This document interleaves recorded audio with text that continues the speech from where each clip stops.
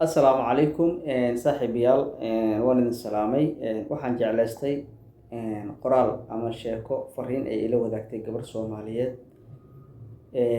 run ahaantii halka ay degan tahay iyo magaceeda ma aysan ila wadaagin balse waxay igu soo koobtay walaal fariintan waa qiso dhaba oo anay igu dhacday ee u gudbi bulshada Soomaaliyeed si dhagarta noocan ah ay uga badbaadaan gabdhaha Soomaaliyeed. Gabadhan sheekadeeda waan akhriyay qoraalkeeduna aad ayuu u dheer yahay haddii aan isku dayo inaan wada akhriyo waqtigaan ugu dhacay balse nuxurka sheekada ayaan idin soo gaabinayaa. Waxay tiri waxaan baraha bulshada aan ka wada sheekeysanaynay in muddo ah wiil shukaansigeennii muddo dhowr bilood soo socday ugu dambeynna waxaan isla gaarnay heer qofba qofka kaleeto oo aamino.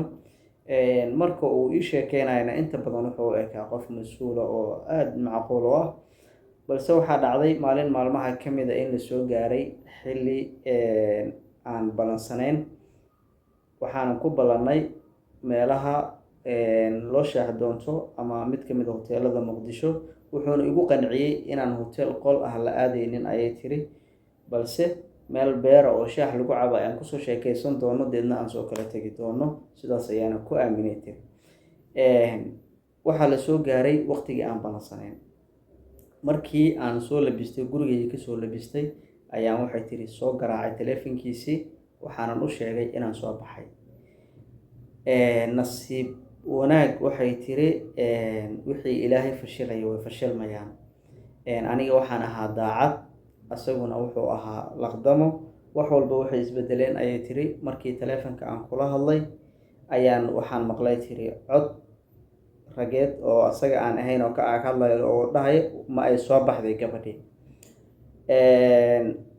Markii intaas aan maqlay waxay tiri taleefankii dhegta ayaan ku sii hayay mana ka bixin qadkii balse waxay tiri waxaa meeshii iga soo baxay wixii aan filayay waxaan ahayn oo ahayd waa ay soo baxday oo waxay tiri ninkii taleefankii inaan damiyo u maleynaya agtiisu iska dhigay waxaana ii tashanayay tiri asagii aniga aan u imaanay oo ahaa ninkii aan aaminay iyo nin la fadhiyay.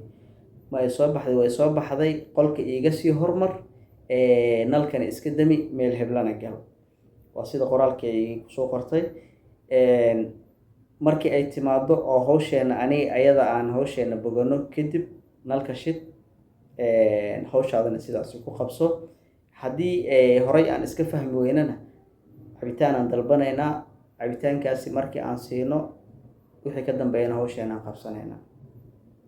Oo gabadha waxaa halkaasi loogu sameynayaa hagardaamo ama shirqool ku saabsan nafteeda in la dhibaateeyo.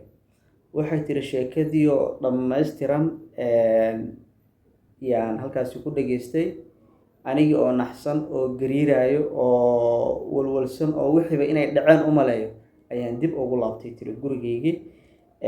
Run ahaantii waxay tiri ilaa iyo hadda arrintaasi markii aan soo xasuusto qalbigay kama go'in. Wiilkiina waxay tiri gebi ahaanba taleefan dambe oo aan ka qabto halkaas ay igu dambeysay ciwaanadiisii lambaradiisii wixii oo dhan waa iska baloogay. Waxaana sheekadan kugu soo gudbinayaa ayay tiri inaad la wadaagtid gabdhaha Soomaaliyeed oo qof aysan garanaynin ama gurigiisa ama ehelkiisa ama meel ay u raacaan aysan garanaynin oo ay ka barteen social media si fudud inaysan ku aaminin. Anigana dabinkii halkaas ayaan uga badbaaday ayay leedahay. Run ahaantii sheekada nuxurka baan ka soo qaadanay dulucda sheekadani waxay tahay inaadan qof walba aaminin khaasatan xilliga lagu jiro gabdhaha Soomaaliyeed waxaa u soo baxay cadow aad u fara badan oo dhibaateynayo haddii ahaan lahayd kuwo kiniiniyaal iyo daawooyin lagu dhibaateeyo haddii ahaan lahayd kuwo balwad lagu dhibaateeyo haddii ahaan lahayd kuwo siyaabo kala duwan loo dhibaateeyo. Isku soo wada duube gabaray ninka aad baranayso ama aad la sheekeysanayso ha noqdo nin ehelkiisa meesha uu ka shaqeeyo qaraabadiisa berri dhibka ka yimaado meel loo raaca nin leh ha noqdo qof walba ha iska aaminin. walaashaydii qaaliga ahayday ilaahay ha ku xafido adigana isxafid kuna dadaal mar walba adkaaru sabaax iyo adkaaru masaa aad ku socotaan si balaayooyinka dhacay oo dhan ilaahay uu idinkaga badbaadiyo. la wadaaga asxaabtaada, siina sheer gare si hagardaamooyinka noocaan ay uga badbaadaan gabdhaha Soomaaliyeed. Aad baan idiin salaamaya. Assalaamu calaykum.